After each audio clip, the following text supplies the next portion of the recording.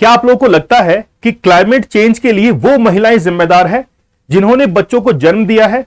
आज हम लोग इस लेक्चर में जानेंगे कि क्लाइमेट चेंज और फर्टिलिटी रेट के अंदर क्या रिलेशन है, क्या वाकई में यह बात सही है। रिसेंटली यूनाइटेड नेशंस की एक रिपोर्ट रिलीज की गई, उसमें भारत को विश्व का सर्वाधिक जनसंख्या वाला देश डिक्लेयर किया गया है। चाइना से भी हम लोग जो है वो आगे बढ़ चुके हैं। यह बात कहीं ना कहीं सही थी कि 2023 के अंदर इंडिया चाइना को सरपास कर देगा इन टर्म्स ऑफ पॉपुलेशन। लेकिन रिसेंटली जो रिपोर्ट जारी की गई है, इसके द्वारा बताया गया कि भारत की जनसंख्या 1 अरब 42 करोड़ पहुंच चुकी है, जबकि भारत ने अभी खुद का सेंसेक्स जारी नहीं किया है। 2011 के बाद में अब तक हमारी जनगणना जो है रिलीज नहीं की गई है। अब 2023 के अंदर सितंबर में वो जनगणना शुरू होना जो है स्टार्ट हो जाएगी, वो स्टार्ट हो जाएगी और 2024 के अंदर उसके आंकड़े जो है रिलीज किए जाएंगे। लेकिन यूनाइटेड नेशंस की ये जो रिपोर्ट है वो कितने हद तक सही है, लेकिन आज का लेक्चर पूरा का पूरा बेस है एनालिसिस के ऊपर। और टॉपिक क्या है? टॉपिक ये है कि how India population grew when fewer children were born, मतलब बच्चे कम पैदा हुए लेकिन फिर भी इंडिया की पॉपुलेशन कैसे बढ़ गई। क्या ये जो बढ़ती हुई जनसंख्या है, countries do not become poor due to increasing population, यानी कि पॉपुलेशन जब बढ़ती है क्या वाकई में पॉवर्टी आती है? चलिए सबसे पहले हम लोग आपको न्यूज जो है वो बता देते हैं। रिसेंटली 19 अप्रैल को जो है यूनाइटेड नेशंस का एक संस्था है जिसका नाम है यूनाइटेड नेशन पॉपुलेशन फंड, उसके द्वारा रिपोर्ट जारी की गई और यह बताया गया कि भारत जो है वो विश्व में सर्वाधिक जनसंख्या वाला देश जो है वो बन चुका है। उसमें यह भी बताया गया कि देशों के अंदर गरीबी का एक कारण जो है वो बढ़ती हुई जनसंख्या है। आज हम लोग इस लेक्चर को थोड़ा एनालिटिकल जो है वो बनाने वाले हैं कि क्या वाकई में अगर जो जन्म दर है वो अगर कम है फिर भी क्या पॉपुलेशन बढ़ सकती है। कुछ आंकड़े मैं आप लोग को दिखाता हूं, देखिएगा। देखिए नेशनल फैमिली हेल्थ सर्वे जो है उसके द्वारा यह बताया गया कि 1992 से लेकर 2020 तक फर्टिलिटी रेट जो है यानी कि जन्म दर उसमें कमी आई है। 3.4 से लेकर वो 2 तक पहुंच चुकी है। इसका अर्थ यह हुआ कि एक महिला जो है वो अपने जीवन काल में लाइफ साइकिल के अंदर लगभग 2 बच्चे जो है औसतन उनको जन्म देती है, जबकि ये पहले ज्यादा था, 3.4 था। तो आप लोग देख सकते हैं कि 2020 आते आते फर्टिलिटी रेट जो है वो कम हुई है, लेकिन फिर भी जनसंख्या बढ़ रही है। क्या कारण है अभी हम लोग जानेंगे। फिर यहां पर देखिए कि 2019 के बाद में 1.2% पर ईयर के हिसाब से जनसंख्या जो है वो घटी है। यहां पर डिक्रीमेंट आया है जनसंख्या के अंदर, लेकिन फिर भी पॉपुलेशन बढ़ रही है।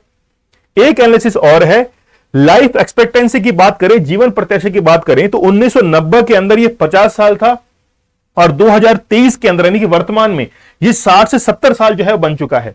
यहां पर अब आपको गणित ये जो है वो समझ में आ चुकी होगी कि अगर जन्म दर को यानी कि फर्टिलिटी रेट को अगर कंट्रोल भी कर लेते हैं तो भी भारत की यह स्थिति है कि भारत के अंदर पॉपुलेशन बढ़ रही है।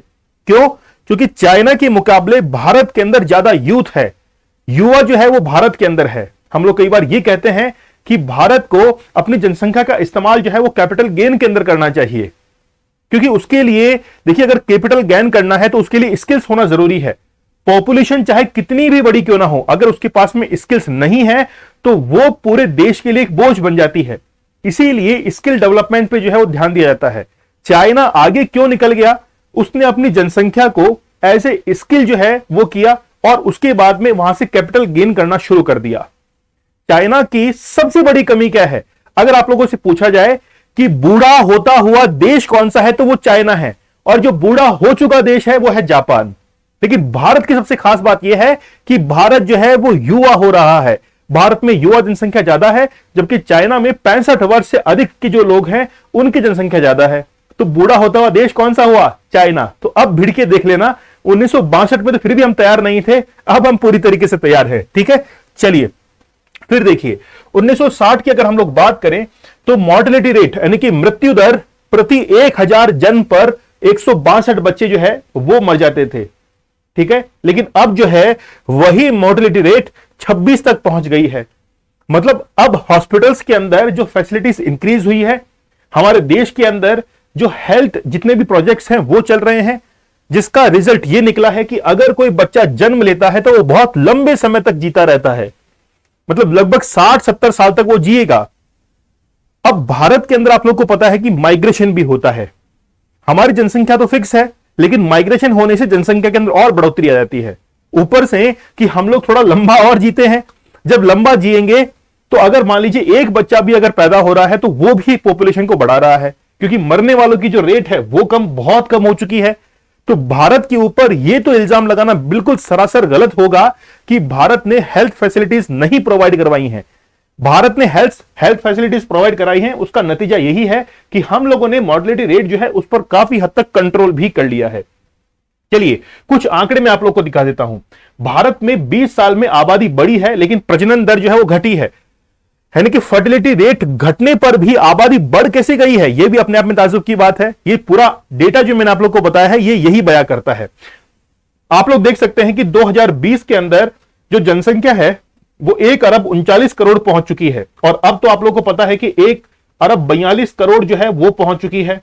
लेकिन वहीं पर ये जन्म दर जो है वो 1992 के अंदर 3.4 थी, और फिर कम होते होते आज 2020 के अंदर, मतलब 23 है, दो आप लोग मान सकते हैं कि एक महिला जो है वो 2 बच्चों को जन्म देती है। पहले लगभग 3.5 4 तक आंकड़ा पहुंचता था, अब जो है 2, मतलब बच्चे पैदा कम हो रहे हैं लेकिन फिर भी जनसंख्या बढ़ रही है। आगे बढ़ते हैं, देखिएगा कनाडा के अंदर प्रजनन दर घटी है लेकिन माइग्रेशन वहां पर जाता है, ज्यादा है। आप लोग देखते हैं कि दूसरे कंट्रीज के जो लोग हैं माइग्रेट है वो सबसे ज्यादा कहां पर है, कनाडा के अंदर है।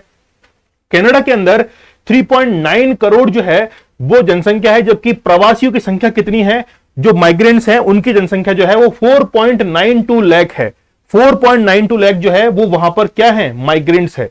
जबकि वहां पर जन्म दर देखिए भारत से भी कम है, 1.4 ही है। मतलब एक महिला जो है वो लगभग 1.5 बच्चा ही पैदा करती है। अब आप लोग बोलेंगे सर 1.5 कैसे, ये एक एवरेज है, ठीक है। अच्छा फिर देखिए साउथ कोरिया में तेजी से बढ़ती आबादी के साथ में लोगों की इनकम भी बढ़ी है। वहां पर अगर आबादी बढ़ी है तो इनकम जो है वो भी बढ़ी है। जैसे वहां पर 3 करोड़ 81 लाख अगर जनसंख्या है तो वहां पर इनकम जो है पर कैपिटल इनकम वो $1715 तक पहुंच चुकी है। तो पहले देखिए कितनी कम थी, और फिर देखिए अब देखिए 3 गुना तक जो है वो बढ़ चुकी है। फिर देखिए प्रति व्यक्ति कार्बन उत्सर्जन में अमीर देश आगे हैं, वहां की जनसंख्या कम है लेकिन वो इलेक्ट्रॉनिक्स आइटम या फिर मैकेनिकल जितने भी इक्विपमेंट्स है उनका इतना ज्यादा यूज करते हैं कि यूज करने के कारण वहां से कार्बन एमिशन जो है वो ज्यादा होता है। इसीलिए हम लोग कह सकते हैं कि जितने भी देश विकसित हो चुके हैं उन विकसित देशों ने क्या किया है कि कार्बन एमिशन बहुत जबरदस्त तरीके से किया है। सबसे पहले देखिए आप लोग अमेरिका देखिए, जो कि दूसरे देशों को कार्बन एमिशन कंट्रोल करने के लिए कहता है, आज उसी के देश में यहां पर देखिए क्या हालात है। कतर के अंदर देखिए प्रति व्यक्ति कार्बन उत्सर्जन 34.2 ये मीट्रिक टन के अंदर है, जबकि प्रजनन दर देखिए बहुत कम है यहां पर। तो बेसिकली जो देश अमीर हैं उन्होंने सबसे ज्यादा कार्बन एमिशन किया है। अब एक लास्ट क्वेश्चन जिस पर हम लोग चर्चा करना चाहते हैं वो लास्ट क्वेश्चन ये है कि क्या womens are responsible for climate change, क्या महिलाओं ने जिन बच्चों को जन्म दिया है क्या वो क्लाइमेट चेंज के लिए जिम्मेदार है। देखिए पश्चिमी देश वेस्टर्न कंट्रीज की अगर बात करें तो उनके द्वारा यह बात कही गई है कि अगर महिलाओं ने ज्यादा बच्चा पैदा किया तो फिर क्या हो जाएगा, क्लाइमेट चेंज जो है वो भी होता जाएगा, क्योंकि वो व्यक्ति जब जन्म लेगा और बड़ा होगा तो वो तमाम उन्हीं सुख सुविधाओं का जो है इस्तेमाल करेगा जिससे कार्बन एमिशन होता है। वो गाड़ी का इस्तेमाल करेगा, वो एसी का इस्तेमाल करेगा, वो फ्रिज का इस्तेमाल करेगा। लेकिन भाई साहब ये भी समझ जाइए कि वेस्टर्न कंट्रीज ने ये जो आरोप लगाया है वो खुद के नजरिए से लगा दिया है। क्यों? क्योंकि वो लोग ऐसा करते हैं। एशियन जो कंट्रीज हैं वो इस चीज के अंदर पीछे हैं, किसमें, कार्बन एमिशन के अंदर, क्योंकि हम लोग इतना डेवलप अभी नहीं हुए हैं कि कार्बन एमिशन उनके मुकाबले ज्यादा करें। तो वुमेन्स के ऊपर ये जो आरोप लगा है कि वो क्लाइमेट चेंज के लिए रेस्पॉन्सिबल है, सरासर गलत है। वेस्टर्न कंट्रीज ने ये जो आरोप लगाया है पूरा का पूरा गलत है, निराधार है, कोई इसका बेस ही नहीं है। ठीक है, चलिए आज का लेक्चर जो है वो आप लोगों को काफी पसंद आया होगा। मुझे आप लोग कमेंट सेक्शन में जरूर बताइएगा, आपके एक कमेंट से जो है वो जबरदस्त हौसला अफजाई होती है। और आप लोग अगला लेक्चर कौन से टॉपिक पर चाहते हैं मुझे आप लोग कमेंट सेक्शन में जरूर बताइएगा। हिस्ट्री का एनसीईआरटी कोड जो है वो लॉन्च किया गया है, 25% डिस्काउंट आप लोगों को मिलेगा अगर आप लोगों ने कोड यूज किया है। एनसीईआरटी और स्टडी ग्लोस जो है वो आप लोगों के लिए बेहतरीन कंटेंट लेकर आता है, इसलिए जल्दी से सब्सक्राइब आप लोग कर दीजिए। मिलते हैं हम लोग नेक्स्ट लेक्चर के अंदर, तब तक के धन्यवाद, थैंक यू, जय हिंद।